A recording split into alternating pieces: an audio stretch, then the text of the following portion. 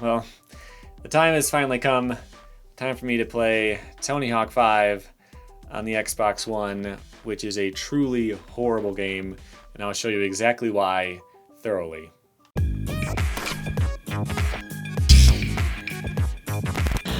Welcome back to Rad Rat Video, a channel where you can learn new things about skateboarding. I talk about all different kinds of skateboarding topics on this channel, from teaching tricks to talking about your questions to reviewing new products to talking about skateboarding video games such as Tony Hawk 5 on the Xbox One. It's also on the PS4, and I'm not excited to do this game. This has been terrible. This has been a slog. This has been torture, but I want to make sure nobody gets tempted as the price gets lower and lower. It was on the Xbox Spring Sale recently. As the price gets lower and lower, you might think, you know what, maybe it wasn't that bad. No, it's bad. I'm going to show you exactly how bad it was.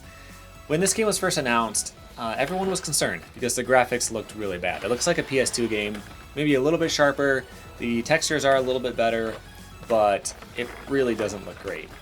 And to me, that wasn't that big of a deal. The old school games, the PS2 games, are really, really good. Even though going back to play them now, they don't look amazing, they still play really well. And so if they were calling it Tony Hawk 5, they're going back to the old school days, the graphics look a little bit old school, that's okay. Especially since it was supposed to be a budget title. I think originally they said it was going to be $40 or something like that, but they eventually changed their mind and said it was going to be $60. And also the rumors started to come out about how Activision had to get this game made really quick because the license agreement with Tony Hawk, or however that's structured, was going to end at the end of 2015. So they just had to put out something. So maybe it didn't look bad because they were styling it a certain way. Maybe it looked bad because the entire game was rushed. And that's exactly what happened. Now, I was still cautiously optimistic because this game is designed for me. I've played every single Tony Hawk game. I've loved them all. It's my whole childhood. I love skateboarding. I love skateboarding games. Even if the game was not great, I would get some level of enjoyment out of it at least. So, imagine my surprise when I see this.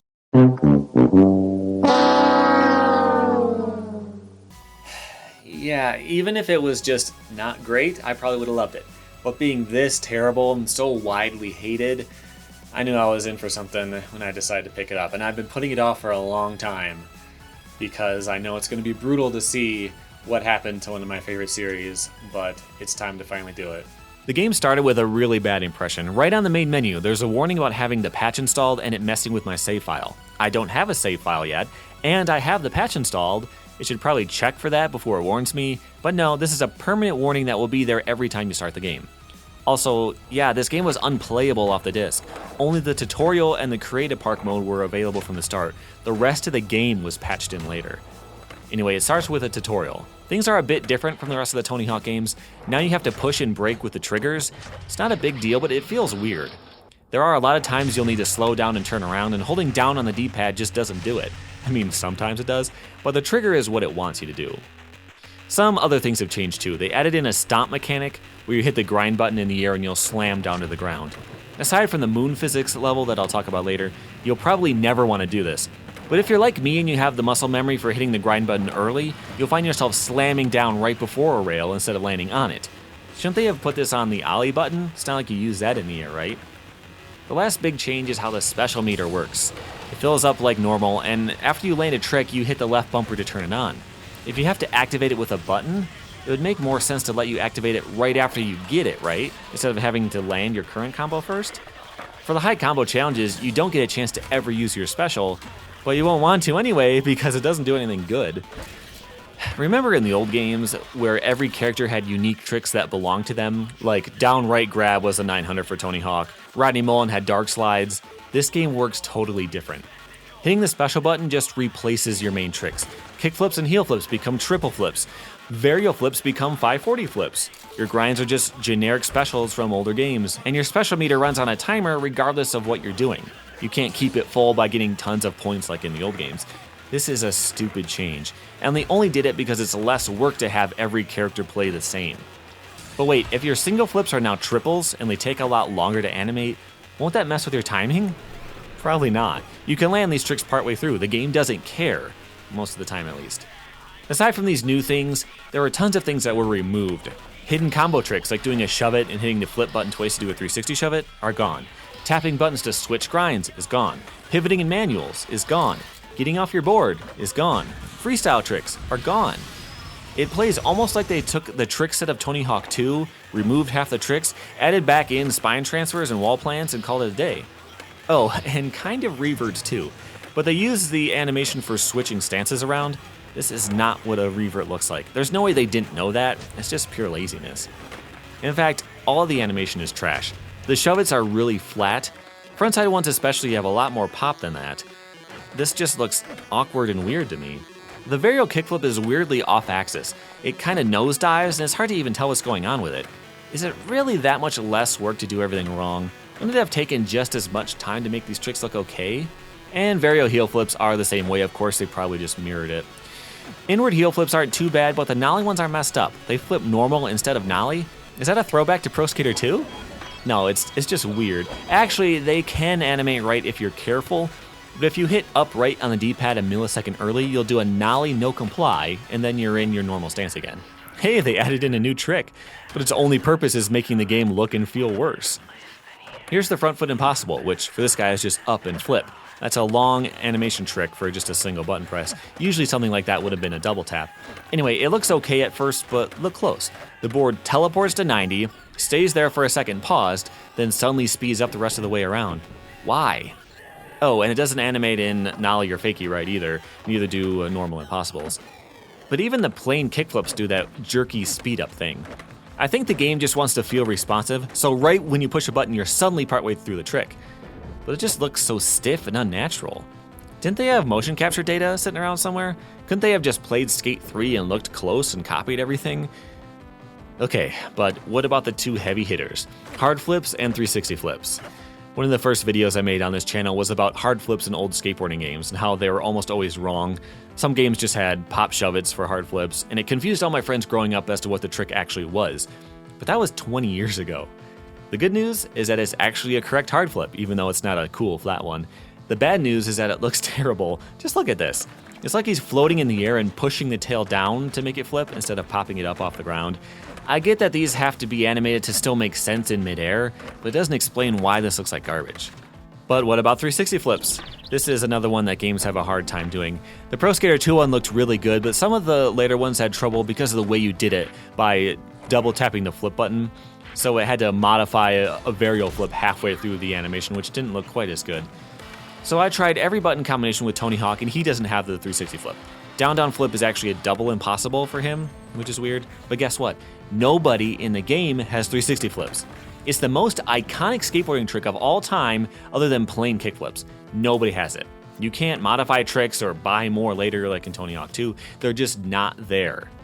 Why? So people can have body varials and board varials? Great work, Robomoto. You've really got your finger on the pulse of modern skateboarding, or skateboarding from after 1990 or so at least.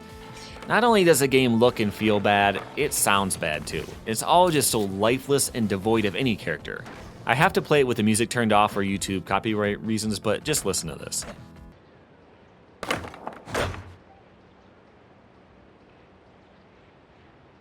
There's no NPCs wandering around talking, there's no bird chirps or planes flying by or traffic noises or anything. I get that it was designed for online players to be skating around, but even with them, the game feels lifeless and dead because of the sound design. Okay, so let's get into the career mode. After the tutorial, you're just playing the game. I never got the choice to pick my character, so I'm just playing as Tony Hawk throughout the whole game. Apparently, I had to go to Customize Skater in the main menu before starting the game.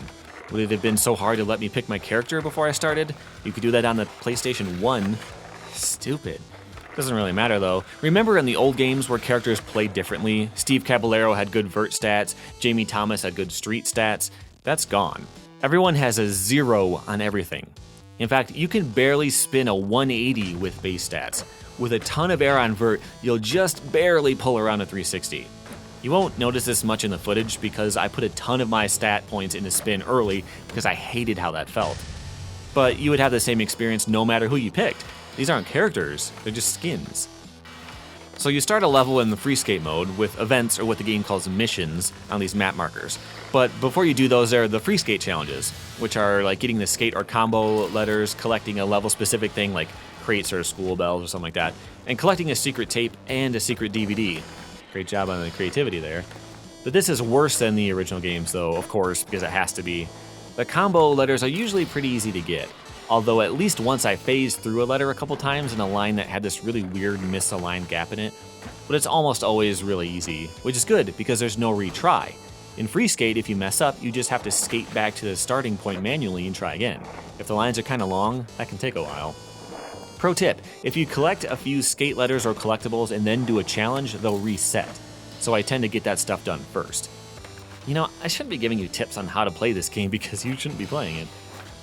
There are two ways to start a mission. You can skate up to a map marker, carefully brake to a full stop and hit the button.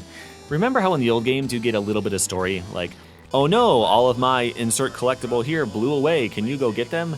And I actually complained about those in my earlier reviews because it slows down the flow of the game, but having that missing here is actually so much worse.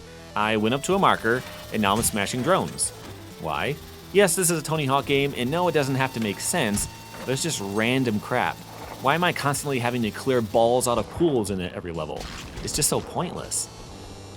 The other way to start a mission is to just open up the menu and pick it, and that's what you should do. It'll give you the option to play a lot of missions co-op, and I never did this once. It really wanted to make this an online experience, but I don't want that at all. And the choice is made for you anyway. There's nobody playing anything other than the first few levels. And I saw an article that said that the PS4 version doesn't even work anymore.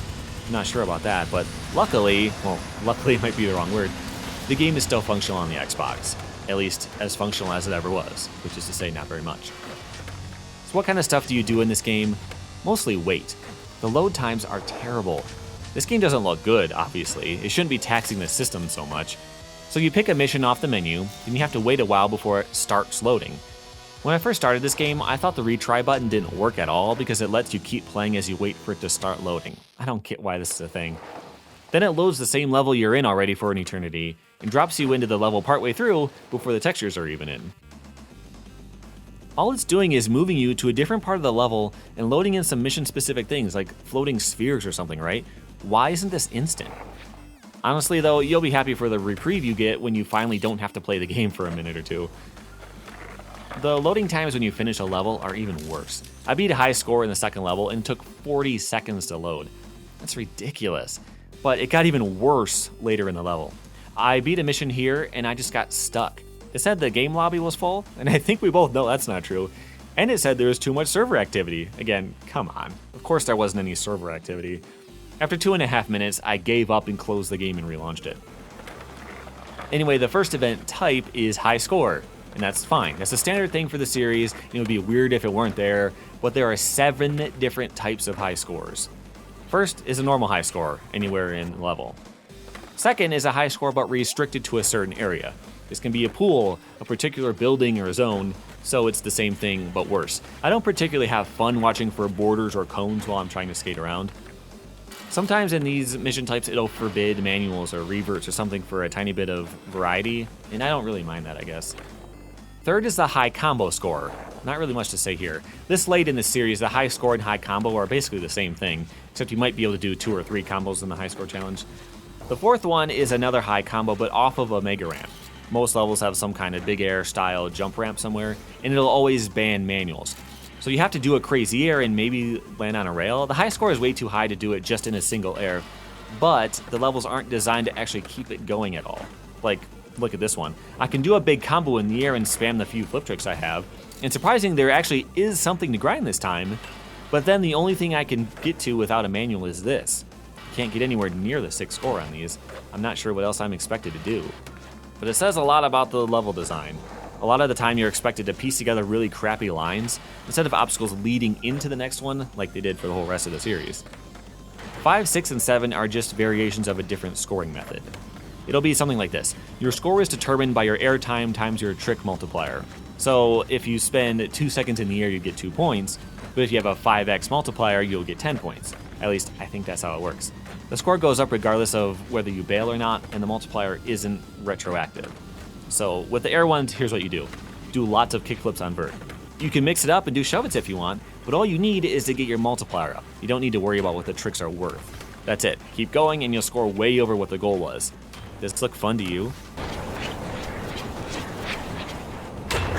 At least that one is easy. The other ones aren't. It's the same thing but with manual or grind distance. Just try to do big combos with lots of grinds or manuals and you'll probably be okay, but sometimes they put you in really bad spots to do it, especially the manual one. So in theory, you do the same thing as airtime. Do lots of kickflips and manual round to the next quarter pipe, but they'll restrict the level for these. In this one, I only have this back area. There's a boost on the ground which leads to a quarter pipe, which is great, but going back the other way, there's just a wall. I tried to ollie over it and wall plant and come back that way, but that's pretty clunky and the distance you get is inconsistent. You can't really turn left and find anything over there because you'll just go out of bounds. Or how about this one? I'm on a train track. I have some space to do flips or grinds, but I can only stay in this loop. This jump will throw me right out of bounds, and I need that to get my kickflip multiplier going. If I try to grind here, it throws me out of bounds too. Why limit me to the worst possible area? It's so frustrating, although they did try to warn me with the name, Manual Maladrot. All the mission names are stupid, and this one literally just means bungling or clumsy. Oh, and something I noticed when I was doing manuals is that you can't bail them. If you lose balance in a manual, one way should make you land, and the other way should make you bail. In this game, you'll land either way. Kinda weird. Grinds are kind of the same, but not always, so don't trust them as much. So yeah, that's 7 different kinds of high score, and there are only 10 missions in every level, not counting the ones you unlock when you finish everything with a sick rating. I never did that on any level, so I didn't try them, but still, this takes up a lot of the game. The next mission type could technically be considered a high score challenge too. It's an exploding head event. Your head keeps inflating and inflating, and you have to land tricks before it reaches 100% and explodes. It's just like getting a high score, except you have to land stuff more frequently and not get a big combo going. This is frustrating on levels like this one with the moon physics. If you're in the air for a minute at a time, it's harder to make sure you're landing tricks enough, but overall this entire mission type is easy. Let's talk about the moon physics for a second. The levels all have these power-ups. Your board can catch on fire, get zapped with electricity, or even get wings. I have no idea what the wings do. They probably help you get to an area somehow, I don't know. There's a power-up to get really big in this level, which lets you break through this grate and go down into the sewer. This would have been an interesting secret area, except that the missions take you down here enough that you already knew it existed. This power-up makes you small, which lets you go through these small openings to other areas. I don't hate the power-ups for the most part. They're kinda dumb though. I would have rather they focused on getting more tricks in the game, or reanimating the ones that they already put in, or maybe adding in some sound effects, or maybe adding in a create a skater, or maybe figuring out how to reduce load times. But the moon physics one is the worst. Yeah, moon physics is an old school cheat code from the original games, and it's iconic for the series. I get why they put it in, and I even get why they put it on the asteroid belt level, but it's actually the worst possible level for it. It's designed with all these drops and gaps that lead to your death. So since you ollie and then fly all the way across the level where you can't even see, there's a good chance you'll end up going too far off the edge. This is the level that requires the most precision, and yet they give you a power-up that takes all of your precision away. Thank you. Here's an example. This is a regular high score challenge. There's nothing particularly weird about this one other than the fact that they put you on this little area off to the side of the main level. You can try to skate around in this area, but it's late enough in the game that the high score totals are up there, and it helps to be able to move around and get some gaps and stuff going. But here's the thing. If you grind this bridge to get out, you can't possibly make it. This was the first thing I did in the level, so I didn't know about the power-up yet, but I did eventually find it. And with that, you can clear to the other side, but now you have moon physics, and you'll miss your grinds or you'll air out of the side of a quarter pipe. Even with the new slam down ability, you don't have enough precision to keep a good combo going. I had a ton of trouble with this high score, much more than higher totals in the later stages. Okay, so let's say you finish a mission. What happens? You get stuff. Experience, money, emblems. What do these things mean? I don't know. I haven't seen anything that you can spend money on. I think it might just be character modifications though, not tricks of course, but like shirts and stuff like that. Who cares? And there's stat points. Can you apply them right away like in Tony Hawk 3? Nope. In fact, I had no idea what to do until I finished the entire first level. I tried to open up the level select option somewhere, or maybe find a bus that takes me to the next area like in American Wasteland. But all you can do is quit the game back to the main menu. And then you go to the customized skater screen and add your points there. It's weird and it's clunky, but come on, what else did you expect?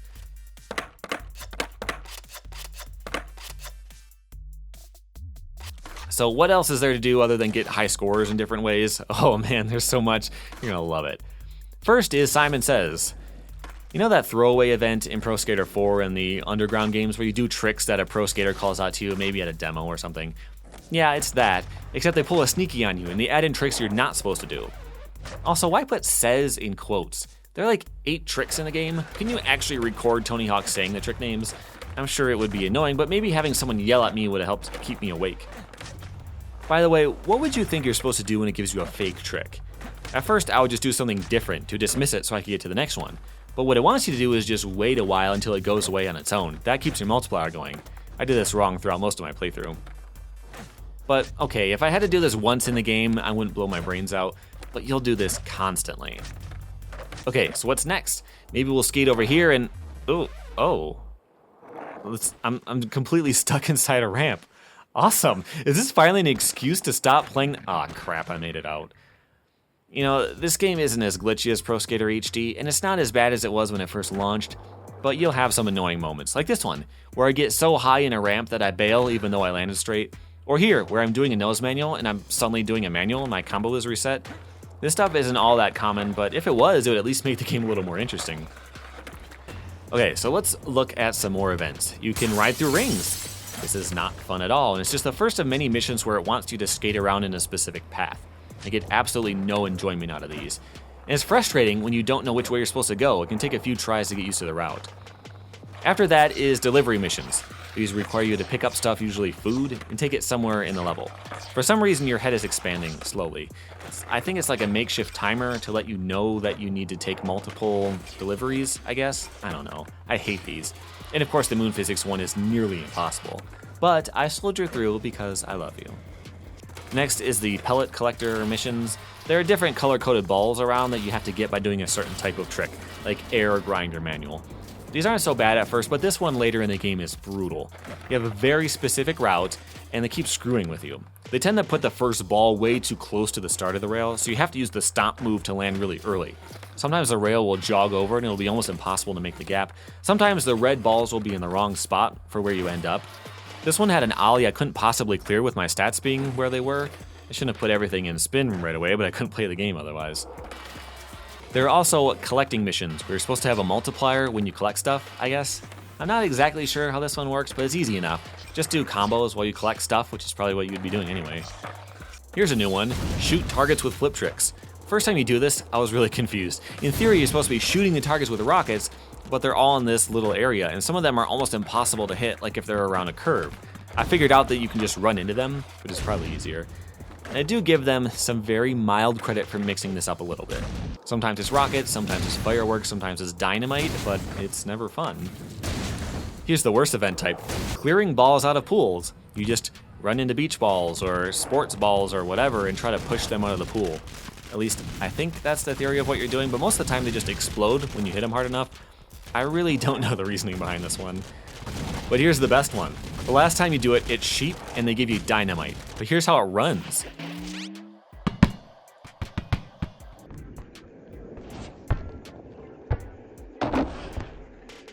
It's just awful.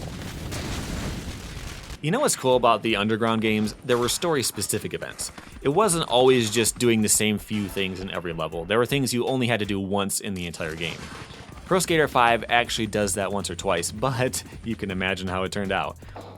In this mission, I had to get my lift ticket punched. What does that mean? Who knows? I'd like to punch whoever came up with this one. So in theory, you're supposed to jump on these lifts which teleport you around the level. There's a ticket on the wires sometimes.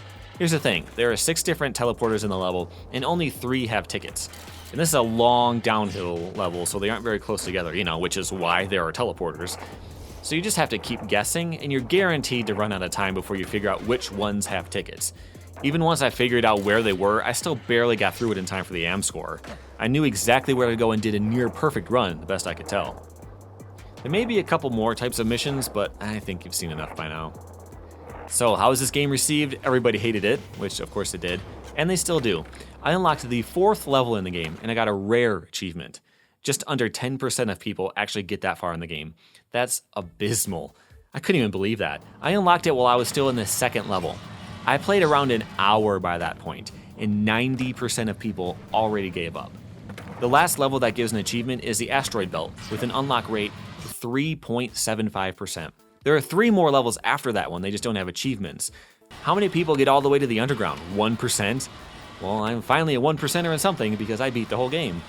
Actually, let me show you the moment when I beat it.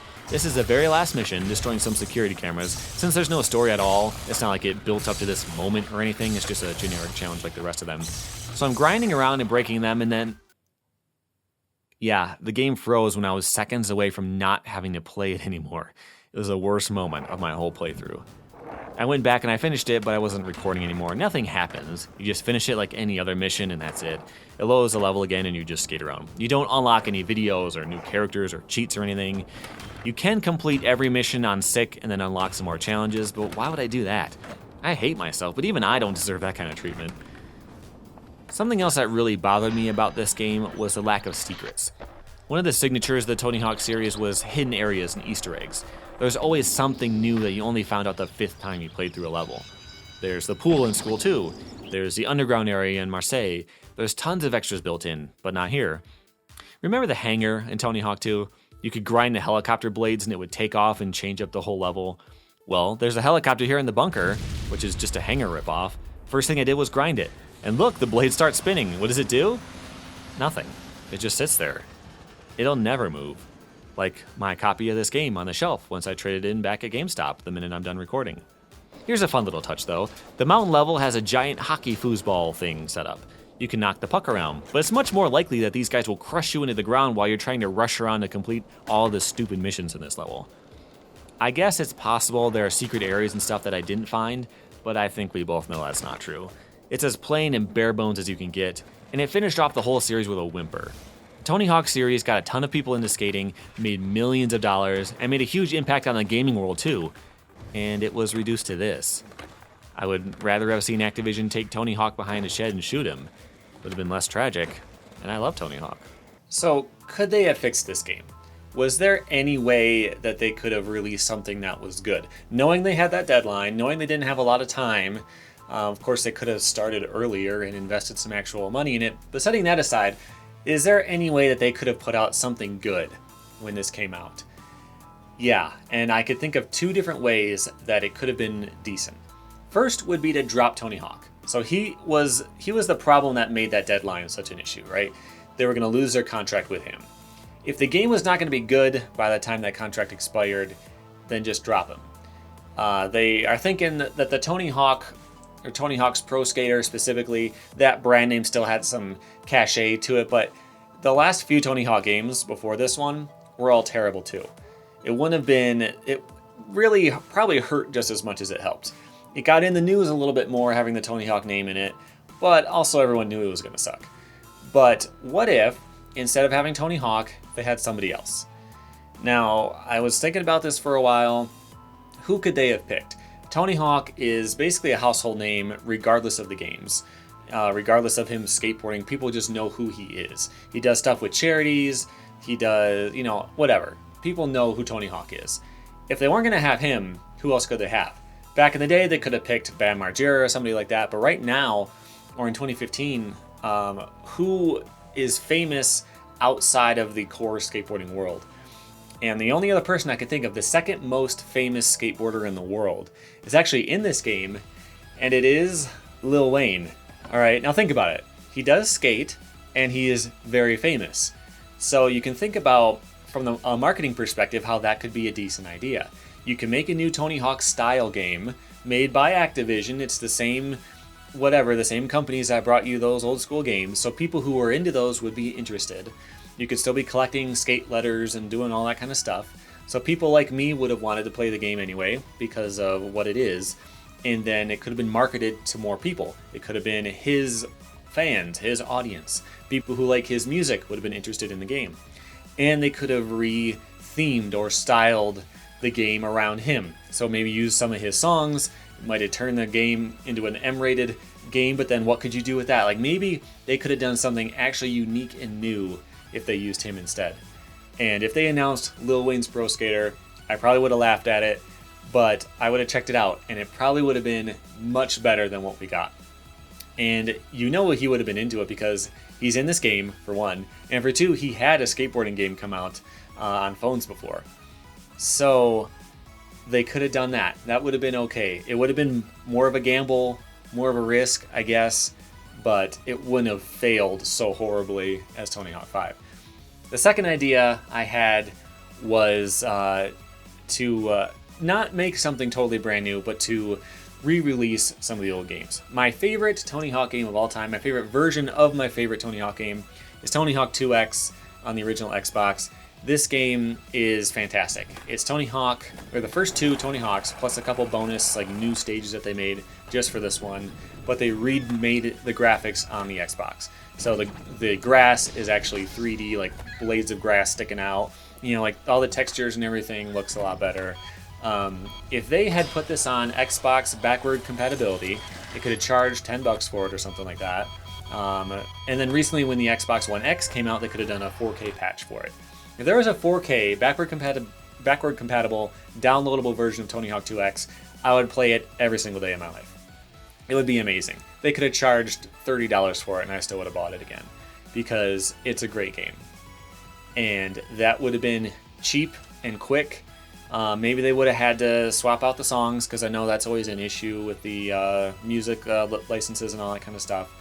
But even if they did that, that game would have been great, and it would have made them money, and it would have been cheap to produce. They could have done it on budget and on time without a problem. Now that probably isn't good enough for them. You know, selling a $10 game to only people with Xboxes, that's probably not what they were looking for. They did try to charge $60 for Tony Hawk 5. Obviously, they were trying to wring out every last cent from the license that they could. So instead of doing backward compatibility, what if they re-released the game? They didn't just make a backward compatible version, they actually remade it. It's 4K, but not just not just the display, but actually the textures and all that stuff is updated. Maybe they smoothed out the character models, made everything look a little bit nicer. They could have done that, put in achievements or trophies on the PlayStation, charged $40 for it. I would have bought it without thinking twice. No problem. That would have been great. They probably could have gotten that done on time. Or they could have gone a step further. They could have done 2X, 3, and 4, call it the Classic Trilogy, and release that on a new disc as a new game, charge $60 for it. No problem. Everyone would have bought that. That would have been incredible. But they didn't do that. They made Tony Hawk 5, they cut every corner they could, and they just produced garbage. And that is really tragic, because it's the last Tony Hawk game we're ever going to get. They don't work together anymore. Tony Hawk and Activision have split ways. They're not going to make a Tony Hawk 6. They're not going to make a Tony Hawk's Underground 3. They're not going to make anything like that anymore. And we're never going to get a re-release of any of the old games. So I don't know what the contract is. I haven't seen any of the agreements between them, but I'm pretty sure they can't re-release a game now like I just described. They wouldn't be able to do that without Tony Hawk being on board. So this is all we get. This is the only Tony Hawk game you can play on a modern console. That's it. This is all we get, and it's the absolute worst one.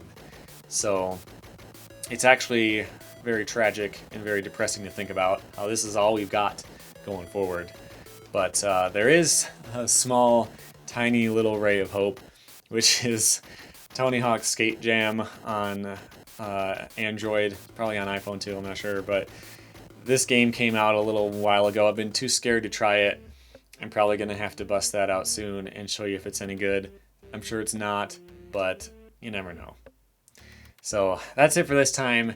I have now reviewed every single console Tony Hawk game except for Tony Hawk Shred, because my controller broke. But my real quick review is it's like Ride, a little bit better, still terrible. I still have to do some of the handheld and alternate forms of the games that I might get through eventually, but I have played every single main Tony Hawk game at least once. So there's a playlist of all those you can check out. There's all kinds of game reviews on the channel of good and terrible games like this one. There's all kinds of skateboarding topics. So check out some of the stuff that you're seeing on screen right here. Tap my logo right in the center to subscribe so you can stay up to date on all the new content. Thank you for watching.